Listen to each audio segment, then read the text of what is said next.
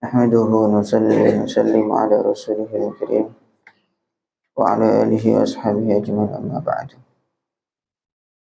Bila jemaah salat subuh melakukan Allah, lanjut ngaji fikih. Ini sudah beberapa lama kita tidak lanjut.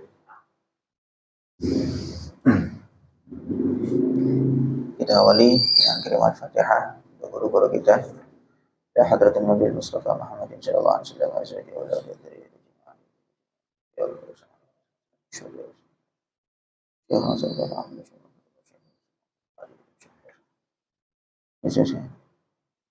Zainuddin Al-Malibari wa ilahi.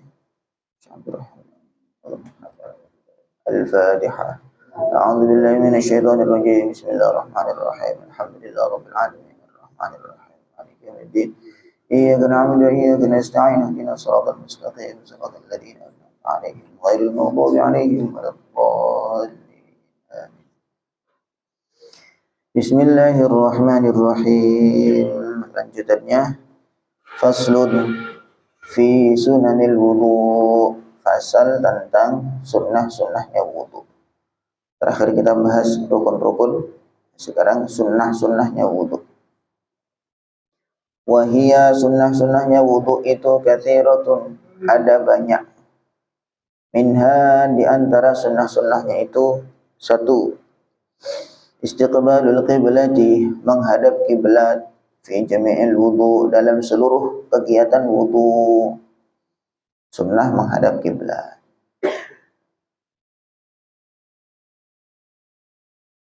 Kemudian yang kedua, ja'lu ma yasubbu minhu kal ibriq an yasari.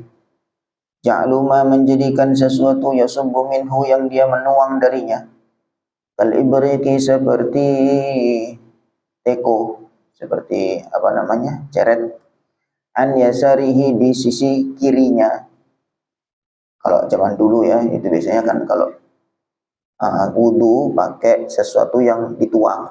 Misalkan ini kita kalau wudu pakai nuang, itu ditaruh di sebelah kiri.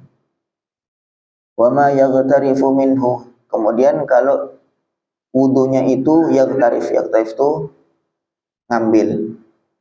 Ada yang model dituang, ada yang ngambil. Kal qas'ati, seperti contohnya kayak baskom, an yaminihi, di sisi kanannya. Jadi kalau mungkin kalau misalnya bahasa mudahnya itu, kalau kita keran, kalau keran itu kan dia dipancurkan. Nah, itu kita kerannya di sisi kiri. Kemudian kalau kita wudu di jeding atau kolam, maka kolamnya itu di sisi kanan. Kalau dulu biasanya ya bukan kolam besar begitu, ya masing-masing orang punya tempat untuk wudu.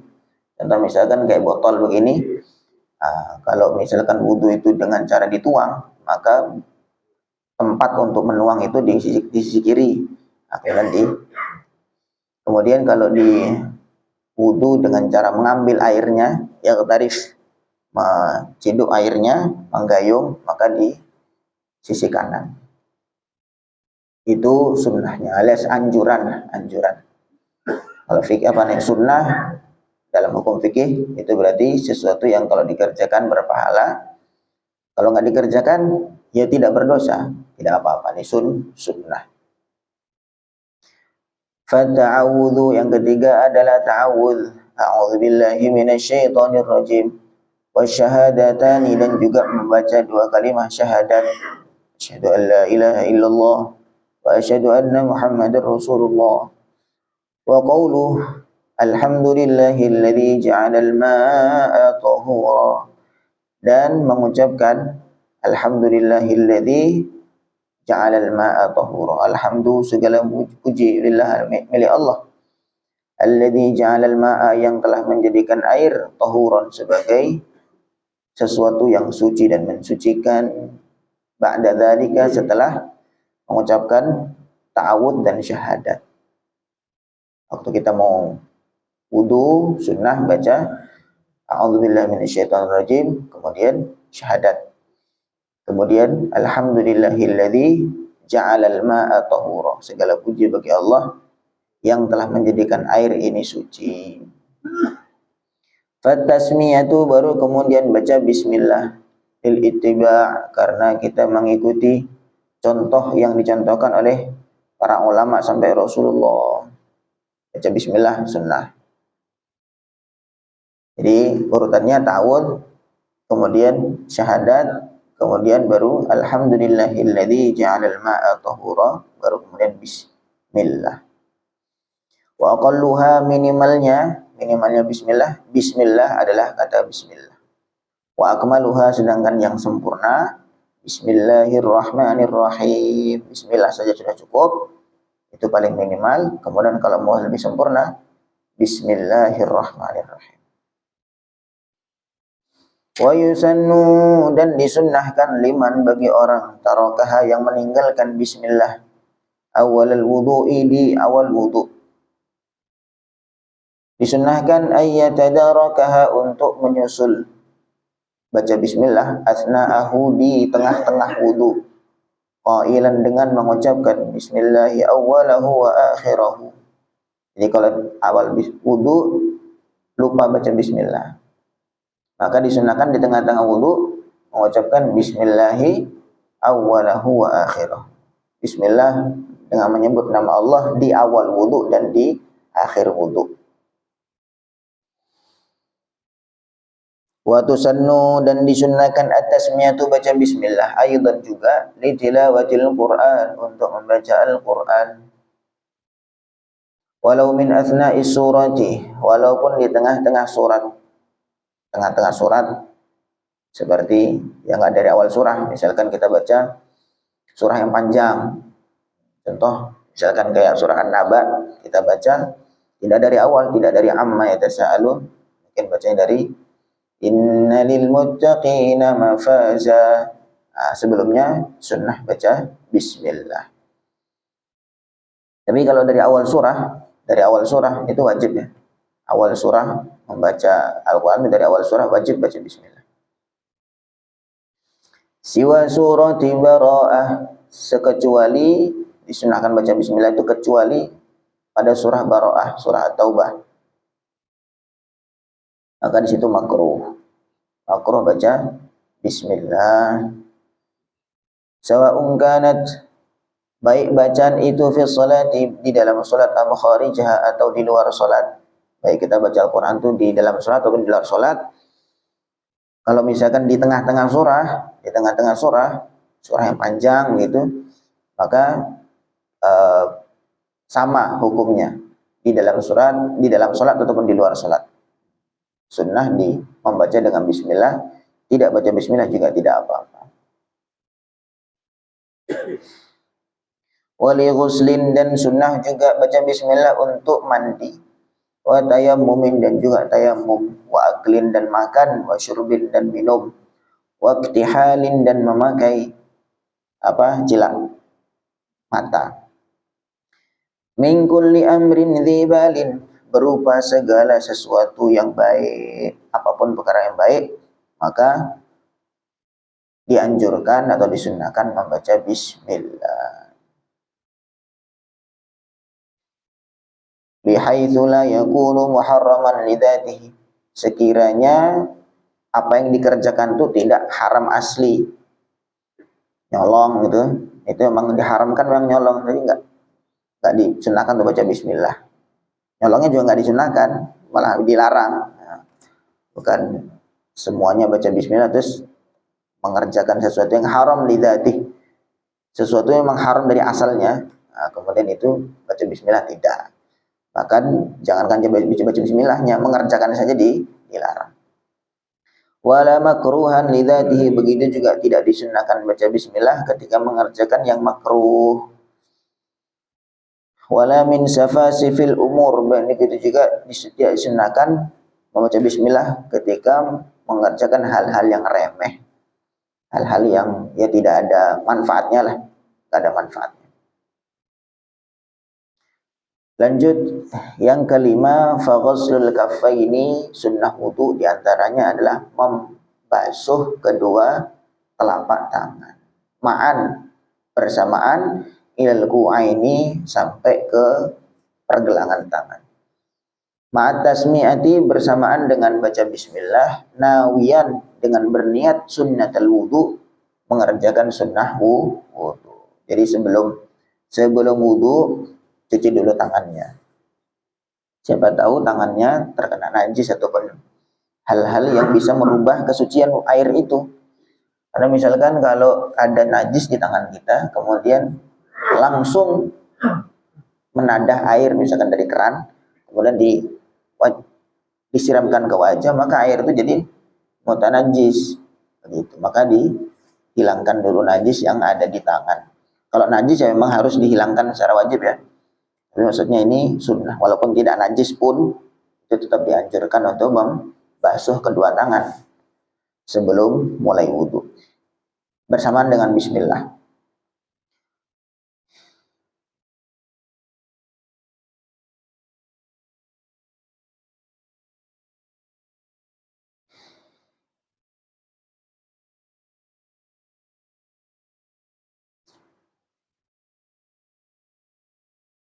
Fastiyakun, kemudian yang keenam adalah bersiwak.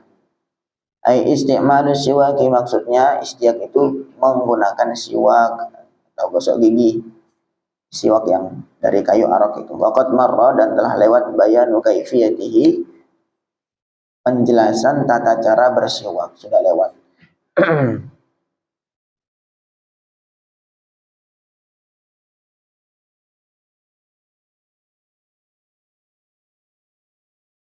Ikhtalafu, para ulama berbeda pendapat. Hal kana awwalu sunnanil wudu, apakah sunnahnya wudu yang pertama itu at-tasmiyata, baca bismillah, awis siwak atau siwak. Ulama berbeda pendapat. Yang duluan yang mana? Siwakan dulu atau baca bismillah dulu? Jazaman Nawawi, Imam Nawawi berpendapat fil Majmu', dalam kitab Majmu', wa ghairi, dan selain kitab Majmu', anna awwala sunnanihi, bahwa sunnah wudu yang pertama at-tasmiyah itu adalah baca bismillah inda ghasli kafaihi, ketika membasuh kedua telapak tangan. Ahwal manqulu ani Syafi'i, dan pendapat ini dinukil dari Imam Syafi'i.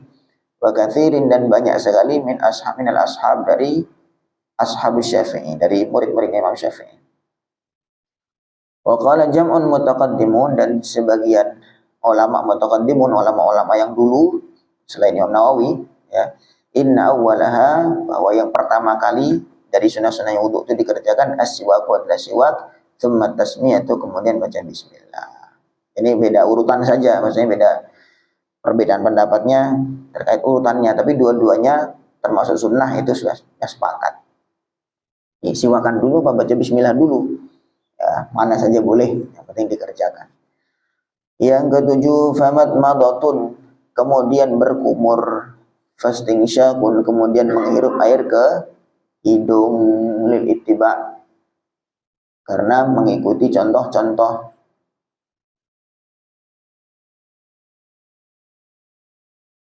Wa aqalluhuma, minimalnya matmadah wal istinsyak, minimalnya kumur dan istinsyak, usulul ma'i, adalah dengan sampainya air ilal fami, ke mulut, wal angfi, dan hidung. Pokoknya asal sudah masuk ke mulut, sekedarnya saja masuk, kemudian masuk ke hidung, sekedarnya saja, itu sudah dianggap aslus sunnah, dianggap sudah mengerjakan sunnah. Tapi minimal, wal akmal, sedangkan yang lebih sempurna, fil madmadati, di dalam berkumur, ayyubaligha, hendaknya dia membangetkan, menguatkan kumurnya itu, fi dzalika, dalam berkumur, bi ayyudirul ma'a, dengan dia memutarkan air, fil fami, di dalam mulut, ila aqsal hanaki, sampai ke ujung hanak. Hanak itu di langit-langit yang paling belakang. Wa wajhail asnani, dan sampai ke dua sisi gigi, wal lisati, dan juga langit-langit, tsumma yamujjahu, kemudian dia mengeluarkan, kemudian dia melepeh air itu. Jadi kalau asal cuma masuk kemudian keluar lagi, itu sudah dianggap sebagai kumur-kumur. Tapi yang lebih sempurna lagi, kumur-kumur diputarkan air itu di dalam mulut. Itu lebih sempurna. Wa fil istinsyaqi, dan lebih sempurna dalam istinsyaq, ayyajdzibal ma'a, hendaknya dia menarik air binafasihi, dengan nafasnya, ila a'la anfihi, sampai ke bagian atas hidungnya, ma'idkhali khinsari yusrahu, bersamaan dengan memasukkan khinsar yusrahu, kelingking kirinya, summa yung surahu, kemudian dia mengeluarkannya. Istingsyak itu menghirup air. Jadi bukan cuman disiram-siram gitu ya, tapi istingsyak itu sebenarnya sampai dihirup dengan nafas, sampai sakit gitu. Itu tapi kalau puasa itu batal ya. Kalau puasa itu membatalkan puasa. Sehingga kalau puasa tetap disunahkan madmadah dan istinsyak, sunnah tetap, kumur-kumur dan istinsyak tetap sunnah, tetapi yang dimakruhkan itu mubalaghah, terlalu kuat. Karena makruh, karena kalau kumur-kumur terlalu kuat bisa-bisa masuk. Kalau masuk ya batal, karena itu hal sunnah. Cukup diambil yang minimal saja. Adapun kalau masih terasa dingin segar, itu tidak masalah, tidak apa-apa. Biasanya yang bahaya itu kalau istinsyak kalau sampai menghirup dengan nafas, biasanya itu sudah sampai sakit, itu sudah membatalkan puasa kalau puasa. Sehingga cukup di bagian luarnya saja, cukup bagian yang paling luar istinsyak. Allahu Akbar. Kemudian yang ke-8, akhdhul ma'i, mengambil air ila wajhihi. Oh, belum. Wal afdalu, dan yang lebih afdal, fi kaifiyatihima, dalam tata cara kumur-kumur dan istinsyak, kumur-kumur dan menghirup air ke hidung, ayyajma'ahuma, untuk mengumpulkan keduanya, bi thalathi ghurafin, dengan tiga gayungan. Ya tamatmadu tsumma yastanshiku min kullin minha. Dia berkumur dan menghirup air ke hidung dari masing-masing gayungan air tadi. Jadi tata caranya gimana? Boleh kumur-kumur sampai 3 kali, baru kemudian istinsyak 3 kali, baru kemudian mengerjakan sunnah yang lain. Atau ada cara yang paling utama, itu 1 kali ngambil air sekaligus untuk 2. Jadi kumur-kumur sedikit, kemudian sisanya dihirupkan ke hidung. Jadi langsung begitu. Itu 1 kali cawuan, 1 kali ambil air sekaligus untuk 2. 1 kali, kemudian 2 kali, 3 kali. Itu tata cara yang dianjurkan. Ataupun mau pisah-pisah juga boleh.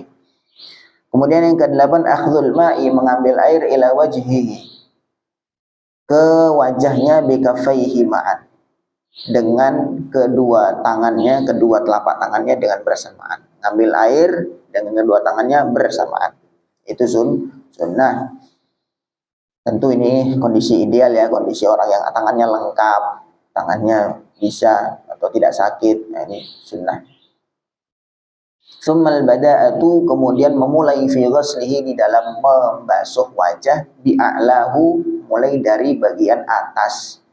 Jadi mulai membasuh wajah itu dari bagian atas. Jadi mana bagian atas? Mulai dari tempat tumbuhnya rambut. Maka ambil air, dimulai disiram dari atas ke bawah, kemudian digosok. Bukan dari depan, tapi dari atas disiram sampai ke bawah. Yang ke-9, italatul ghurrati, memanjangkan ghurrah. Ghurrah itu cahaya di wajah ya. Memanjangkan cahaya wajah, karena anggota wudu itu nanti di akhirat itu bersinar. Akan disampaikan di antara ciri-ciri umat Muhammad, Nabi SAW mengenali umat Muhammad itu dari anggota wudu mereka yang bercahaya. Maka sunnah untuk memanjangkan ghurrah, melebarkan area cahaya yang nanti akan bersinar. Sehingga misalkan yang wajib dari atas sampai bawah, dari atas tempat tumbuhnya rambut sampai ke janggut, kemudian dari telinga kanan sampai telinga kiri, itu dilebihkan. Biayaghsila, dengan sekiranya dia membasuh ma fauqal wajibi, bagian yang lebih dari yang wajib, minal wajhi, dari wajah. Wa ghayatuha, kemudian apa namanya, batas untuk italatul ghurrah, ayaghsila ma'al wajhi, dia membasuh bersamaan dengan wajah, muqaddama ra'sihi, bagian depan kepalanya. Jadi kan sebenarnya wajah kan cuma sampai sini, nah, kemudian dilebihkan sampai agak sini. Wa safhatai unuqihi, safhatai unuq ini bagian sisi leher, sisi kanan kiri leher. Ini bukan termasuk wajah, tetapi tidak apa-apa dibasuh juga. Karena nanti itolatul ghurrah, cahaya yang bersinar itu makin banyak, anggota badan yang bersinar makin banyak. Dzalika li khabari syaikhain, dalilnya karena ada hadis riwayat Imam Bukhari Muslim, inna ummati, sungguhnya umatku, yud'auna yaumal qiyamati, mereka dipanggil pada hari kiamat, ghurran muhajjalin, dalam kondisi ghurran, wajahnya bercahaya, muhajjalin. Muhajjalin juga sama, kalau muhajjal itu bagian tangan dan kakinya bercahaya juga. Min atharil wudu, dari sebab bekas wudu. Faman istata'a, barang siapa yang mampu minkum dari kalian, ayyutila ghurratahu, untuk memanjangkan ghurrahnya, memanjangkan cahayanya, falyaf'al, hendaknya mengerjakan. Itu kata baginda Nabi Shallallahu Alaihi Wasallam. Itu sunnah melebihkan basuhan. Mending lebih daripada kurang. Kalau kurang tidak sah. Misalkan basuh wajah cuma bagian muka, bagian depannya saja dibasuh-basuh, bagian pipi sini masih kering, nah, itu bahaya, malah tidak sah. Lebih baik dilebihkan.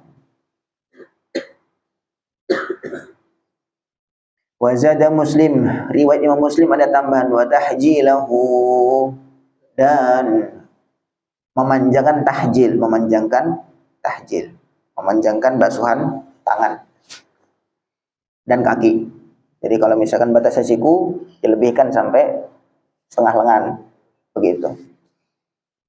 Atau misalkan kalau kaki, di atas di mata kaki batasnya dilebihkan sampai setengah betis, itu sunnah.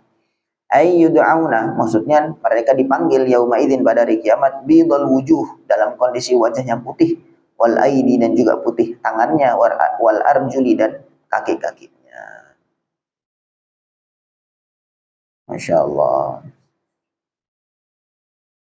Ini baru 9. Yang ke-10, ta'ahudu muqihi, memperhatikan muq itu bagian sini, bagian mata, ujung mata, bisababati, dengan telunjuk al-yumna, yang tangan, fil aimani, di tangan, di mata yang kanan, wabil yusra, dan dengan jari kiri, telunjuk kiri, fil aisari, di mata yang kiri. Wal muq itu apa? Torful aini, ujungnya mata, alladhi yalil anfa, yang dekat dengan hidung. Jadi ujung mata kan dua, ujung yang bagian dalam yang dekat dengan hidung itu namanya muq. Nah, itu diperhatikan dalam wudu, itu diperhatikan. Kalau yang kanan ya pakai tangan kanan, telunjuk kanan, yang kiri juga pakai telunjuk kiri. Wa mithluhu, semacamnya muq fi sinni ta'ahud, dalam hal sunnah untuk memperhatikan al-lihadhu, memperhatikan lihadhu. Wa huwa, lihadhu itu at-tarful akhar, ujung mata yang lain, ujung mata yang bagian luar juga ini perhatikan. Karena nanti kalau misalkan ada kotoran mata, itu kalau kering itu bisa menghalangi sampainya air ke situ. Maka kalau sampai memang air tidak sampai ke situ karena ada yang menghalangi, maka wudunya juga tidak sah. Lakin mahallu sunni dzalika, posisi disunahkannya memperhatikan muk, memperhatikan apa ujung-ujung mata itu, idza lam yakun fihi maramas, idza lam yakun fihi maramasun, ketika di situ tidak ada kotoran mata. Yamna'u usulal ma, yang mencegah sampainya air ila mahallihi, ke tempatnya. Wa illa, kalau misalkan memang ada kotoran mata di situ, fata'ahuduhuma wajibun, maka wajib menghilangkan, wajib memperhatikan itu. Misalkan sakit mata begitu, kemudian ada yang menghalangi air di situ sampai kering, maka itu wajib, karena nanti berkaitan dengan meratakan air wudu. Tapi kalau misalkan tidak ada, bersih, itu sunnah. Wallahu a'lam. Sampai sini dulu. Ini masih banyak sekali sunnah-sunnah wudu yang belum disebutkan. Nanti kita pertemuan berikutnya insya Allah. Ada pertanyaan? Tidak ada, ya? Mudah-mudahan bisa difahami. Kita niat mengamalkan dan juga sampaikan kepada saudara-saudara kita yang lain. Subhanallah bihamdihi, subhanakallahumma bihamdika, asyhadu an la ilaha illa anta, astaghfiruka wa atubu ilaik. Assalamualaikum warahmatullahi wabarakatuh.